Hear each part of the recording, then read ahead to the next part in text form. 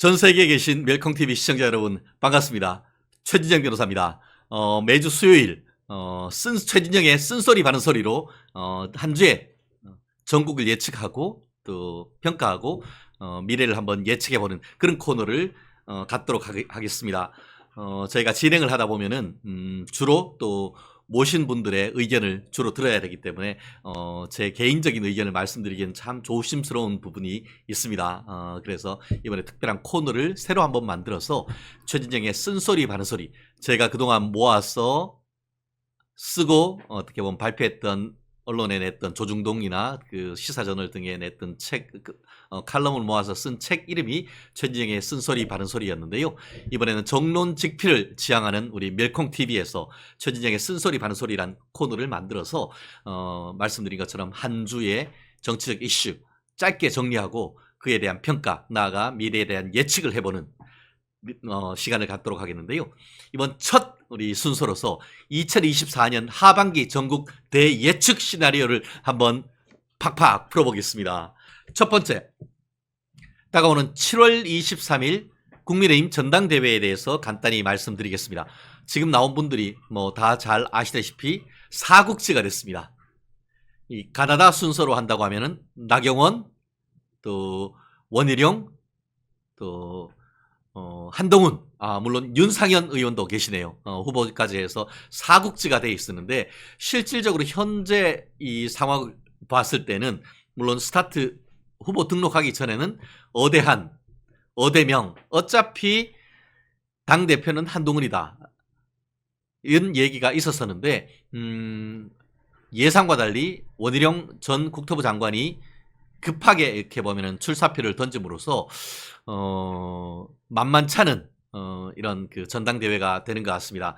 아시다시피 지난 2023년 3월 8일 38 전당대회 때부터 과반을 얻지 못할 경우에 1, 2위들이 그 결선 투표를 할 수 있도록 룰을 바꿨고, 그럼에도 불구하고 지난 전당대회 같은 경우에는 김기현 대표가 과반을 넘음으로써 어떻게 보면 한 번에 원샷 전당대회가 됐었는데, 과연 이번에는 2, 3위가 어떻게 보면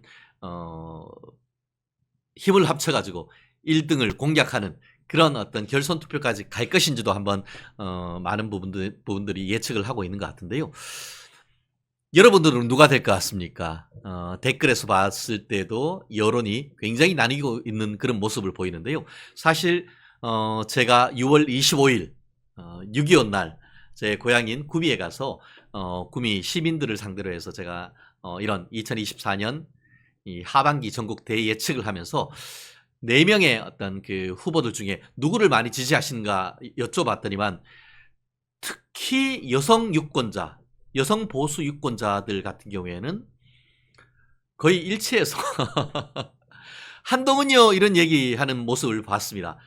그러면서도 또 지난번에 그 출사표를 던지면서 당정관의 수평적 당정관계, 나아가 최상병 특검에 대해서 자체 특검을 발의하겠다라는 그 부분에 대해서는 의문이 있다라는 점도 얘기하시는 모습을 봤습니다. 아마 보수의 심장, 박정희 대통령의 어떻게 보면은 탄생지, 출생지이면서 박정희 기념관이 있다 보니까 보수의 심장이라고 할 수 있는 구미에서조차도 상당 부분 한동훈 대세론을 읽을 수 있었는데요. 다만 그러면서도 원희룡 전 장관에 대한 지지세도 보이는 것을 봤습니다. 마침 6월 25일 날 그 원희룡 전 장관께서 구미에 내려와서 또 구미 TK 민심을 잡기 위한 그런 행보를 보내시는 것도 봤는데, 전체적인 흐름을 봤을 때는 한동훈 전 비대위원장과 원희룡 국토부 장관의 어떤 그 강세, 이런 부분을 좀 느낄 수가 있었던 것 같습니다. 물론 지금 뭐 저도 항상 말씀드립니다만 나경원 전 원내대표님 같은 경우에는 저한테 밥 잘 사주시는 이쁜 누님이시고 정말 여성으로서의 어떤 리더십, 또 참 말씀도 참 이쁘게 하시죠. 당정동행, 이런 식으로 해서 당과 정의 어떤 한마음 한뜻으로 같이 동행하면서 손잡고 나가겠다 이런 모습도 참 좋긴 합니다만 원희룡 국토부 장관께서 출사표를 내심으로써 보수 표심에 있어서 상당히 또 타격을 입는 그런 모습을 보이는 것도 현실인 것 같습니다. 다만 그럼에도 불구하고 특유의 친화력 이런 것을 배경으로 해서 열심히 지금 달려가는 그런 모습이 또 좋아 보이기도 합니다. 그럼에도 불구하고 그 정치평론가 일선에 있는 분들의 말씀을 들어보면은 어대한 이런 분위기에서는 상당 부분 균열이 생긴 것은 맞지만 그럼에도 불구하고 현재의 분위기로 봤을 때는 한동훈 전 비대위원장이 결선 투표 가지 않고 과반을 넘어서 한 번에 어떻게 보면은 최종적으로 당대표가 될 가능성이 높다라고 예측하는 것이 전체적인 분위기. 다만 그럼에도 불구하고 윤석열 대통령의 지금 거리에 있는 분들의 상당 부분 지지를 받으면서 원희룡 전 장관이 다크호스를 넘어서 실질적인 어떤 한동훈 비대위원장의 대항마로서 한 번에 원샷으로 끝내는 것을 막을 수 있다라는 그런 예측도 지금 나오기도 합니다. 좀 뚜껑은 열어봐야 되겠습니다만 한 가지 확실한 것은 4명이 열심히 치열하게 경쟁하는 과정에서 국민의힘의 컨벤션 효과가 극대화되는 것은 확실하다. 특히 수도권에서 지금 TK, PK, 대구 경북과 부울 경과는 달리 이 국민의힘이 지난 총선에서 수도권에서 참패를 했습니다. 물론 나경원 그 의원이라든가 또 김재섭 의원 또 그 외에 강남 벨트, 한강 벨트에서 상당 부분 선전한 부분도 없진 않습니다만 서울에서도 상당히 고전을 했고 경기도에서는 참패를 했다. 이런 그런 비판을 듣고 있지 않습니까?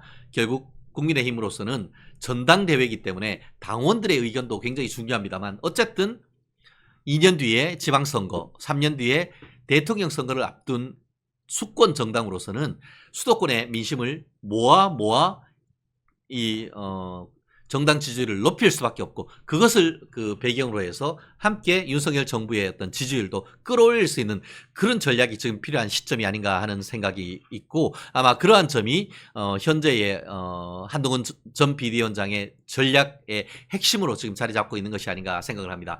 그 반면에 지금 원희룡 전 장관이라든가 지금 나경원 전 원내대표 같은 경우에는 특히 나경원 대표는 벌써 이 출마 선언하기 직전에 TK로 지역으로 나가서 이철우 경북지사 그리고 또 홍준표 대구 시장님을 만나 뵙고 있었고 또 원희룡 전 장관님 같은 경우도 어제 내려가서 또 TK 민심에 호소하는 이런 모습을 봤는데 약간 서로의 전략이 다른 것 같습니다. 누구의 전략이 맞을 것인지 지켜봐야겠습니다. 이제 한 달도 남지 않았습니다.